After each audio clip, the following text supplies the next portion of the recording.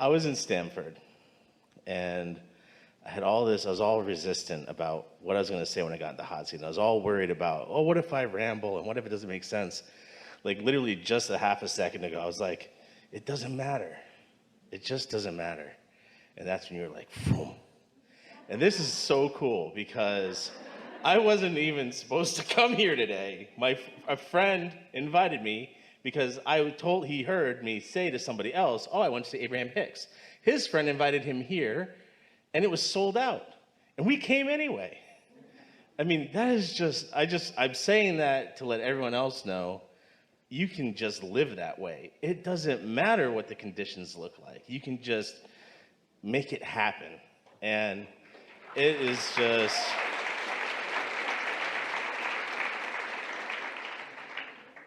awesome. The thing that we like most about what you said is that you felt yourself move into the satisfied mode, and then you saw immediate results from that.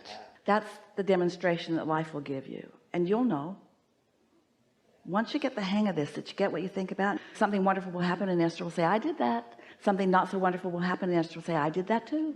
Yeah, in other words, and I started doing that. It's nice to know. When I bumbled it up, I'm like, well, that was me also, so I'm not going to pinch myself off for my own power. I'm going to take credit. Or at least when I do, I'm going to know it, and knowledge is power. So what do you want to talk about now? Okay, so I've been like binge listening to excerpts on YouTube, and there was this one that went away right before it got pulled down because of, I guess, copyright or whatever. And maybe too long. Maybe too long. Maybe. Esther allows pieces to go up, but not whole seminars. Right. And so if they're too long, they come down. If they're within the guidelines, then they stay up. And everything we say is manageable in a guideline. Absolutely. And there's this one part where you said this. I remember I was meditating, and I felt like, even though it was recording, I felt like you were talking directly to me in the moment. Even though when I looked it up, it was recorded like so long before. I was still in that exact moment, and you're like, you said this before you came here. You said, I will go, and I will. And then I would listen to that for inspiration. I keep forgetting it, and I'm just like in this like, what did I say? Like, what did I say I was going to do before I came here?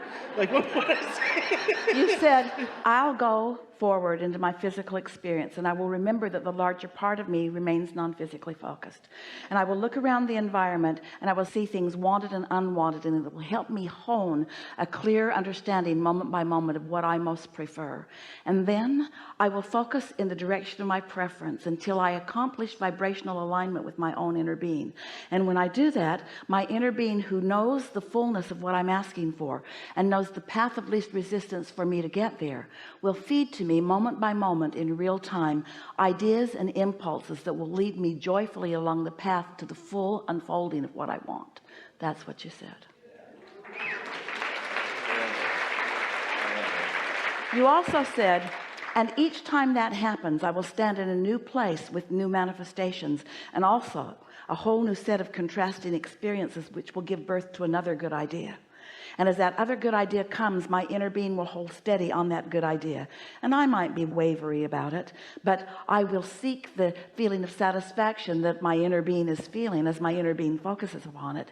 And as I tune into that feeling of satisfaction, I will come into full alignment. And once again, I will be in that place of receiving impulses and ideas, so that I will not only be the creator, step one, I will be the receiver, step three. But the most important, exciting part of being physical is that then I will get to, in concert with my inner being, witness the deliberate and gentle and delicious unfolding of each and everything that I ask for. And in that experience, I will eventually come into full feeling of worthiness. I will come to expect that good things are supposed to come to me. I will come to know that life is supposed to be fun. I will come to know that I'm supposed to feel good. Struggle will be a part of my past, and ease and flow will be a part of my eternally unfolding future experience. I will be a shining light unto the world.